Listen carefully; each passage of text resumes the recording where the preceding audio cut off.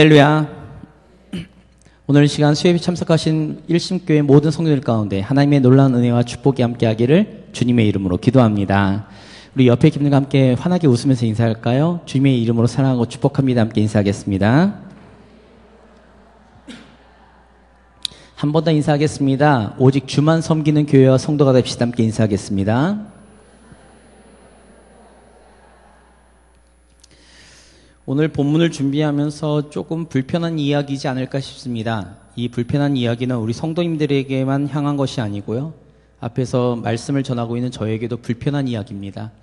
제가 설교 제목으로 참된 회개라는 제목을 정했는데 이 단어, 회개라는 단어가 항상 인간인 우리에게는 껄끄러운 이야기일 수밖에 없습니다. 그럼에도 불구하고 우리가 주님 안에서, 하나님 안에서 우리가 살아간다는 것, 그것이 과연 무슨 의미를 갖고 있는지에 대해서 오늘 말씀을 통해 잠시 살펴보려고 합니다. 우리 성도님들은 결과가 중요하세요? 과정이 중요하세요? 라고 물어보면 어떻게 답을 하시겠습니까?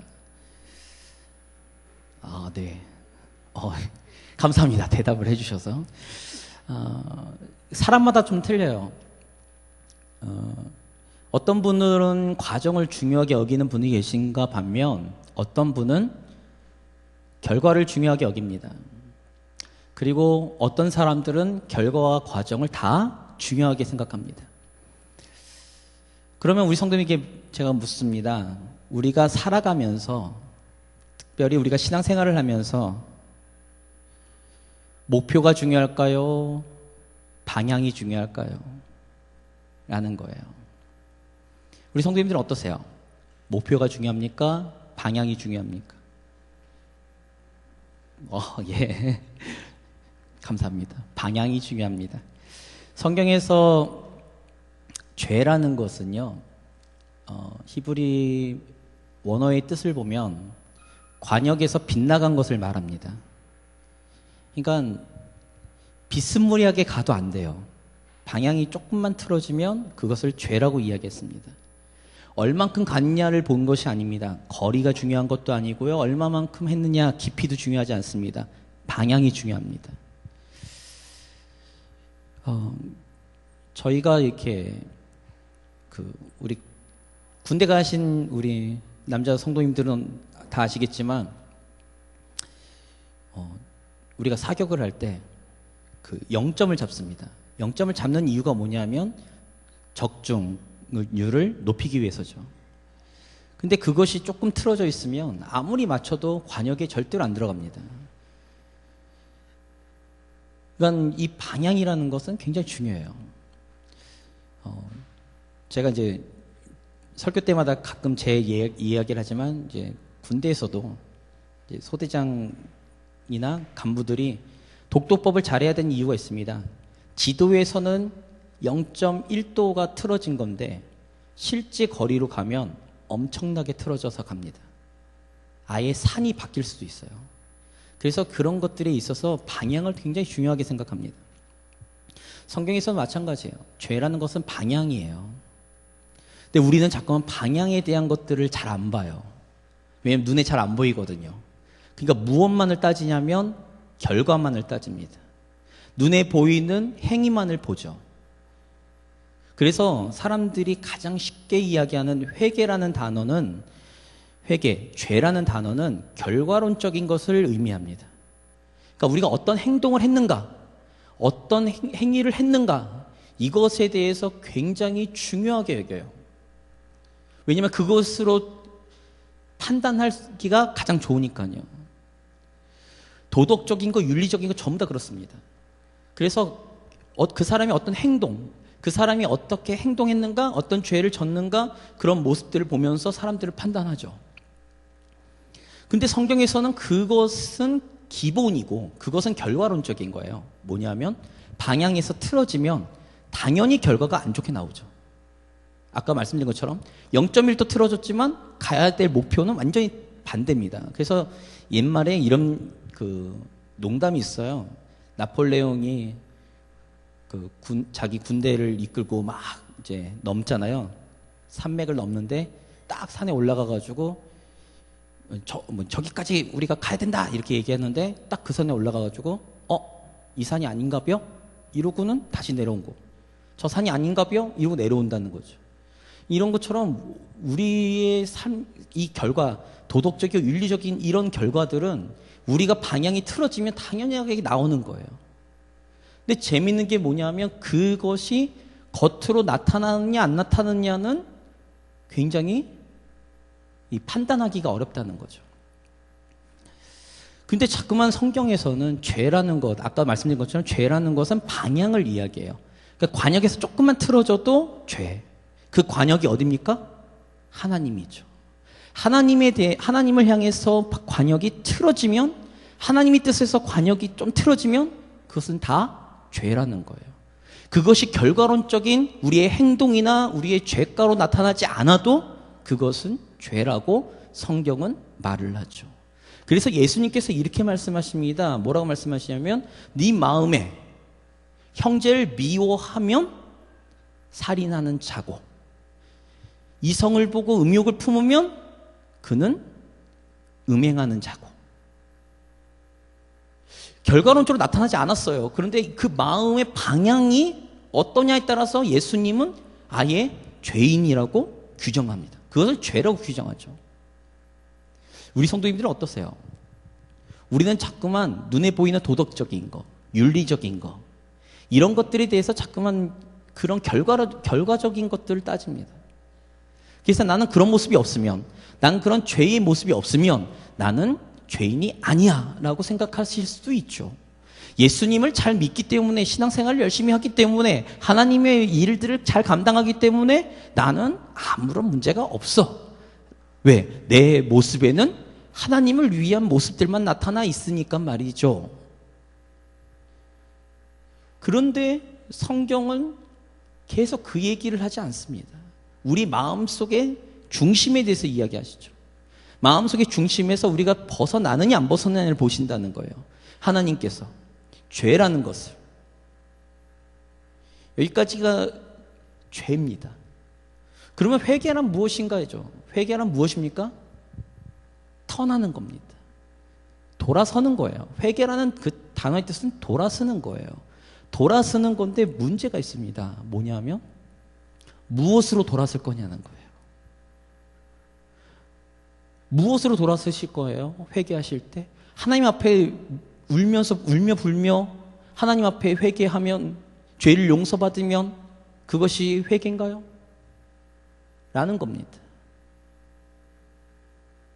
우리 성도님 어떠세요? 우리는 회개를요, 거기까지만 생각해요. 하나님께 아뢰는 것, 하나님께 우리의 죄를 용서받는 것, 하나님께 내가 자복하고 탄식하는 것, 그것까지만 생각하는 것이 회개라고 생각하는 거죠. 근데 오늘 본문은 그 얘기가 아닙니다. 그 얘기가 아니어서 우리를 답답하게 합니다. 그냥 하나님 앞에 우리가 하나님 나 용서해 주세요. 나 이런 죄를 졌어요. 눈물 뿌리면서 그냥 그렇게 입으로 고백하고 죄를 시인하고 하나님께 회개하며 끝나는가? 그러면 얼마나 회개가 쉽습니까? 근데 그것이 아니라는 것이 문제라는 거죠. 우리가 진짜로 참된 회심, 하나님의 사람으로 살아가려고 한다면 이 방향, 이 회개에 대한 방향을 어떻게 턴할 것인가요? 결론적으로 먼저 말씀드립니다. 결론적으로 말씀드리면 참된 회개는 우리의 잘못을 인정하고 시인하는 것이 아니라 우리의 삶을 하나님의 뜻을 따라 하나님의 말씀대로 살고자 하는 우리의 삶 전체의 터닝 포인트, 그것을 방향을 바꾸는 것이 회개입니다. 오늘 본문의 얘기가 그 얘기예요. 너무 장황해서 제가 어디까지 할지 모르겠지만 잠시 살펴보겠습니다. 저희가 아까 읽은 데 다음입니다. 18절입니다. 18절 같이 읽겠습니다. 제사장의 무리 중에 이방 여인을 아내로 맞이한 자는 예수와 자손 중 요사닥의 아들과 그의 형제 마세야와 엘리에셀과 야립과 그달랴라. 자, 보면 이방 여인과 여인과 결혼해가지고 아내를 맞이한 사람이 제일 먼저 등장하는 게 제사장 그룹입니다. 두 번째로 보겠습니다. 두 번째로 23절입니다. 같이 읽겠습니다. 레위 사람 중에서는 요사박과 시므이와 글라야라 하는 글리와 부다히야와 유다와 엘리에셀이었더라. 그 밑에는 이제 레위 지파에서 일을 하는 사람들의 목록이 나와요. 그리고 이제 그 다음 밑으로 쭉 나오면 이방 여인을 취한 사람들의 명단이 쫙 소개됩니다.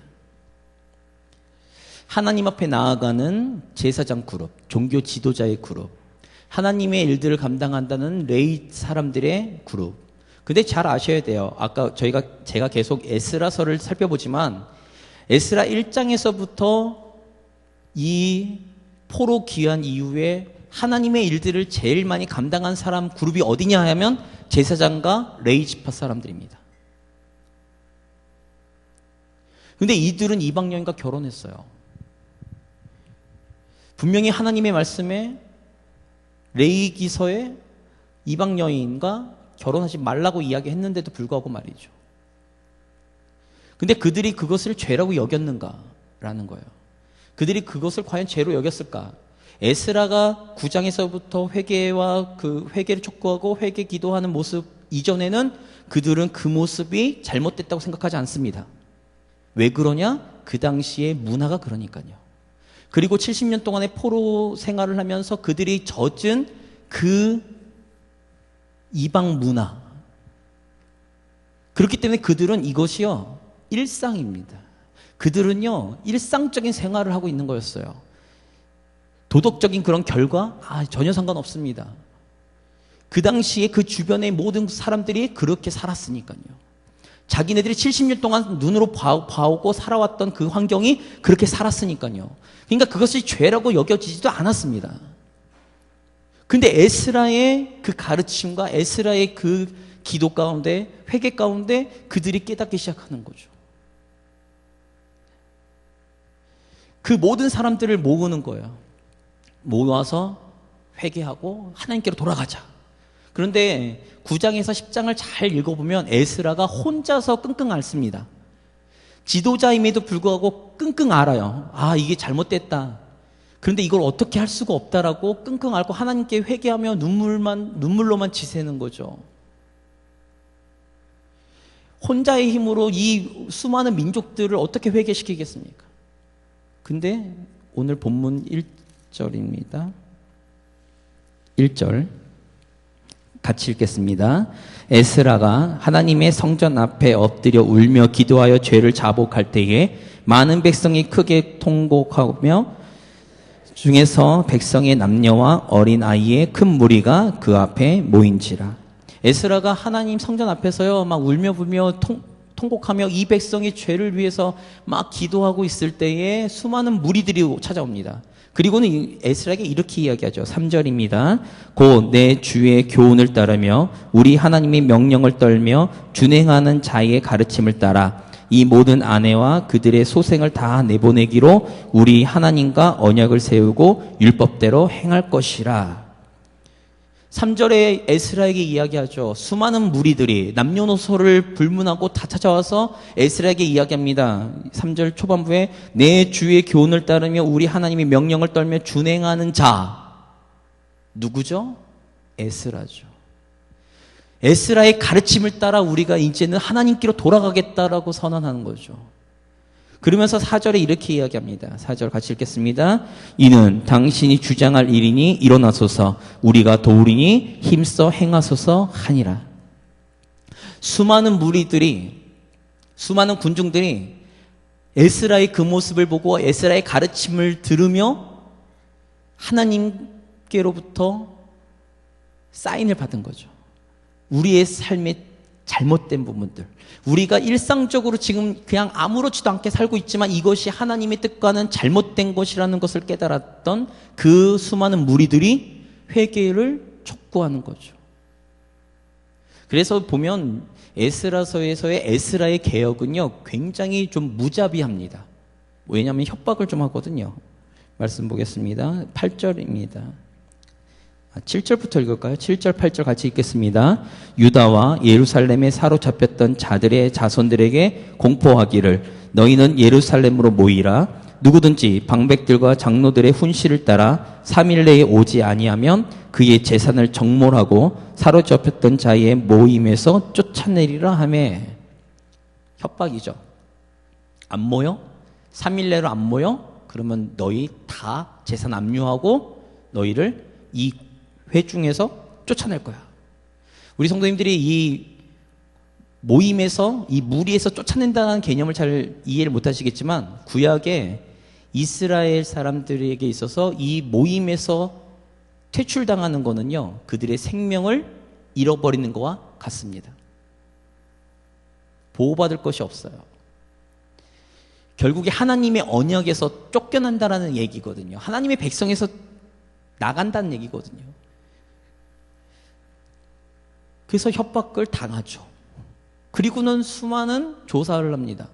조사를 해서 아까 봤던 명단들 18절에서부터 44절까지 그 명단들이 쫙 나와요. 기득권자였고 불가침이라고 해야 될까요? 그런 권한을 갖고 있었던 제사장 그룹조차까지도 명단에 포함됩니다.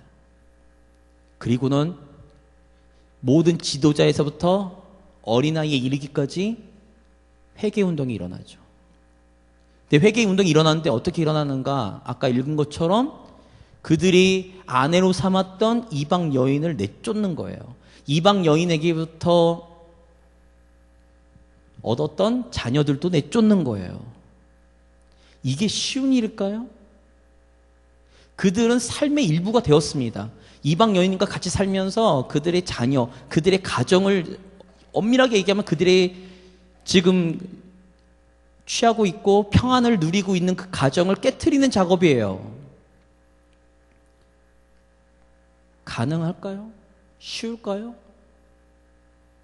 그런데 그들은 그렇게 결단하는 거죠. 하나님의 말씀 가운데, 하나님의 율법 가운데 자기네들이 그렇게 살았던, 지금까지 아무런 인식하지 않았고 그렇게 살았던 그 모습 가운데 하나님의 말씀을 비춰보니까 자신들의 삶이 잘못됐다는 걸 깨닫고는 그들의 삶을 다 갈아 엎어버리는 작업.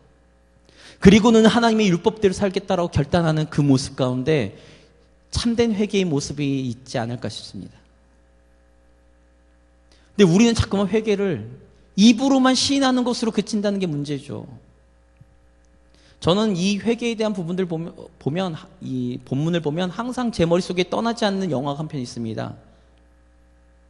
전도연 주연의 밀양이죠. 그 영화는 항상 저의 마음을 불편하게 해요. 제가 그리스도인이고 제가 교회에서 사역을 한다는 그거 자체에 대한 회의를 갖게 합니다.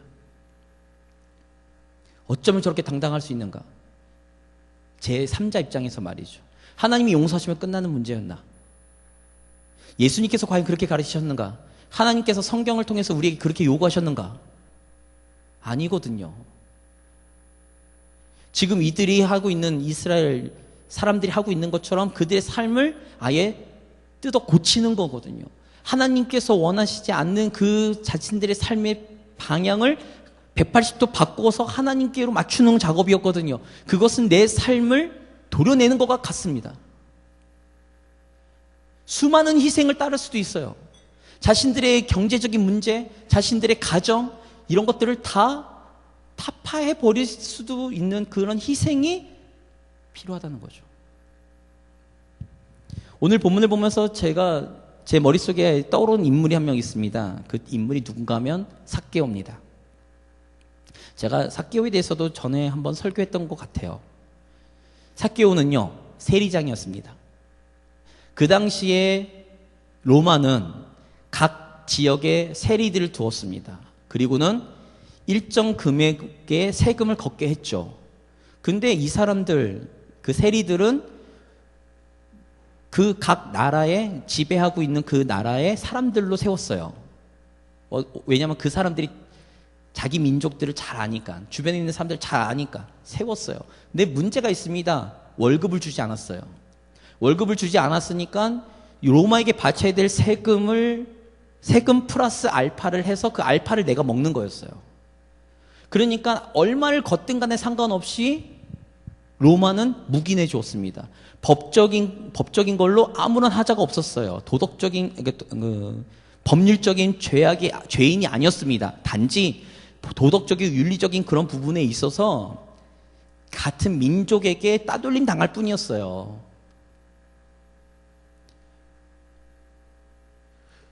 세리들의 입장에서 보면 그렇게 살아가는 게 자신들이 살아가는 방법이었어요.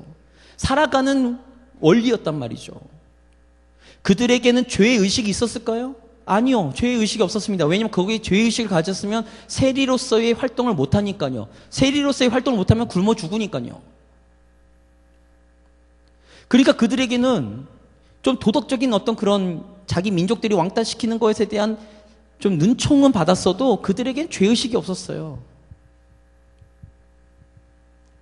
우린 잠깐만 그들을, 세리를 죄인이라고 우리가 아예 색안경 끼고 보니까 그렇지만 그들은 법률적으로 로마법에 따라서 철저하게 그들은 자신들의 일들을 행했던 사람들이었습니다. 그런 그들에게 죄의식과 그런 죄 문제를 갖고 있었을까요? 없었습니다. 그런데 예수님을 만났어요. 예수님을 만나고는 예수님의 가르침을 받았죠. 예수님과 대화를 나누고 예수님의 가르침을 받다 보니까 자신이 일상적으로 살았던 그 모습은 하나님의 뜻과는 전혀 상관없는 자신의 유익을 위해 자기의 욕심을 따라서 살았던 모습이었던 걸 깨달았죠. 그러다 보니 예수님과 만난 삭개오는 이렇게 이야기합니다. 자신의 죄를 회개하는 것 말고 자신이 토색한 사람들에게, 그러니까 자신이 토색한 사람에게 4배를 갚고, 그리고 자기 재산 절반을 나눠서 나눠서 주겠다고, 이웃들에게 나눠주겠다고. 삭개오는 자신이 그동안 살아왔던 그 모습, 자신이 일상적으로 살았던 그 모습 가운데 하나님의 뜻과는 전혀 상관없는 자신의 죄의 모습을 발견하는 그 순간, 삭개오는 자신의 삶을 하나님의 뜻을 따라 터닝 포인트 했다는 거죠. 그것이 진정한 회개입니다. 내 삶의 것들을, 내가 희생을 감수하고서라도 내 삶의 전반적인 방향을 틀어버리는 것. 하나님을 향해서, 하나님의 말씀과 율법을 따라, 하나님의 뜻을 따라, 하나님께서 기뻐하시는 것이 무엇인지에 대해서 내가 그렇게 살겠다라고 결단하는 거죠.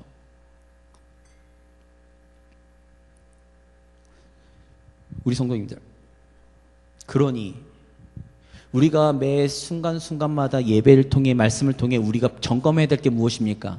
내가 진짜로 하나님께서 원하시는 방향으로 가고 있는가 안 가고 있는가를 보셔야 돼요. 하나님께서 원하시는 방향이 이 방향이지만 내가 내 안에 있는 욕심과 내 안에 있는 죄성 때문에 이 방향이 잠깐만 틀어지는 거죠. 그것을 말씀을 통해, 예배를 통해, 하나님의 그 가르침을 통해 그것을 계속 수정해 가는 겁니다. 그러다 보면 갈라디아서 6장에 있는 성령의 열매를 자연스럽게 맺을 수밖에 없는 거고요. 하나님께서 기뻐하시는 삶을 살 수밖에 없습니다. 20년, 30년 우리가 신앙생활을 해도 우리의 삶에 변화가 없고 우리가 예전과 별반 다르지 않는 삶을 살고 있다면, 도덕적이고 윤리적인 그런 삶을 살지 못한다면 우리의 방향이 지금 틀렸다는 거죠. 우리는 과연 얼만큼의 하나님의 뜻을 알고 있는가, 내 삶이 정말로 하나님께서 원하시는 저 방향대로 가고 있는지 언제나 나는 점검하고 있는가, 내 자신을 깨어서 내 자신을 바라보면서 내 자신을 쳐가면서 우리는 살고 있는가, 신앙생활하고 있는가. 그렇게 철두철미하게 살았던 사람이 바울 사도였습니다. 그러니 로마서 7장에 내 속에 육신의 법과 내 안에 있는 생명의 법이 싸우는 거죠. 끊임없이 싸우는 겁니다. 그래서 바울 사도가 고백하는 것이 표대이신 예수 그리스도를 바라보며 나는 경주하는 자처럼 끝까지 달려가겠다는 거죠. 그 방향을 가지고 말이죠. 여기에 저와 앉아 계신 우리 성도님들 가운데 하나님의 뜻에 온전한 사람은 없습니다. 단 한 명도 없어요. 단지 하나님께서 보시는 것은 나에게로 달려오는가예요. 내가 원하는 방향대로 살아가려고 노력하는가예요. 우리는 과연 어떻게 살고 있습니까? 우리의 삶 가운데 우리의 삶에 참된 회개와 회심이 없이 그저 도덕적인 잘못을 좀 하면 하나님께 하나님 나 요번에 이거 잘못했으니까 용서해 주세요라고 고백하면서 거기에서 내가 온전한 회개가 끝났다라고 생각하면서 나는 여전히 그냥 원래의 삶대로 그대로 살고 있는가? 아니면 하나님의 뜻을 따라 내 전체의 삶을 터닝 포인트하여 하나님을 향해 하나님이 기뻐하시는 삶을 향해 내가 달려가려고 하는가? 그렇게 내 삶을 터닝 포인트한 사람이 죄의 유혹을 경계하지 않겠습니까? 죄를 짓는 것을 기뻐하겠습니까? 쾌락을 쫓겠습니까? 아니죠. 그것에 내가 유혹은 받아도 그것을 나는 계속 벗어나려고 노력하겠죠. 오늘 우리 성도님들에게 제가 말씀드리고 싶은 거는 요 한 가지입니다. 우리는 참된 회개와 회심의 삶을 살고 있는가? 자꾸만 우리는 빗나가려고 하는데 우리의 육신의 법이 우리가 가지고 있는 죄성은 계속 그걸 빗나가게 만들려고 하는데 우리는 그거가 빗나가는지도 모르고 그냥 나는 그저 그렇게 살고 있지 않는가?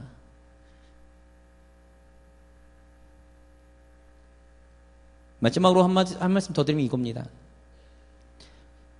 예전에도 드린 기억이 나는데 큰 배에서 고장이 났어요. 전원이 나갔습니다. 그러면 선장과 선원들이 가장 먼저 확보하는 것이 있어요. 그 확보하는 것은 키입니다. 설마 키가 뭔지 모르시는 건 아니시죠? 너무 무겁게만 설교해가지고. 배 끝물에 있는 조그마한 키예요.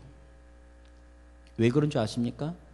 그 키가 고장나면 큰 배는 자연스럽게 좌초합니다. 파도에 의해서 좌초하든지 아니면 육지를 향해 달려가서 좌초하든지. 방향을 잃어버린 배는 위험합니다. 방향을 잃어버린 자동차도 위험합니다. 방향을 잃어버린 비행기도 위험합니다. 방향을 잃어버리면 위험합니다. 우리의 인생도 마찬가지죠. 방향을 잃어버리면 위험합니다. 그러니 우리는 항상 내 자신을 이 방향성을 잘 보셔야 되죠.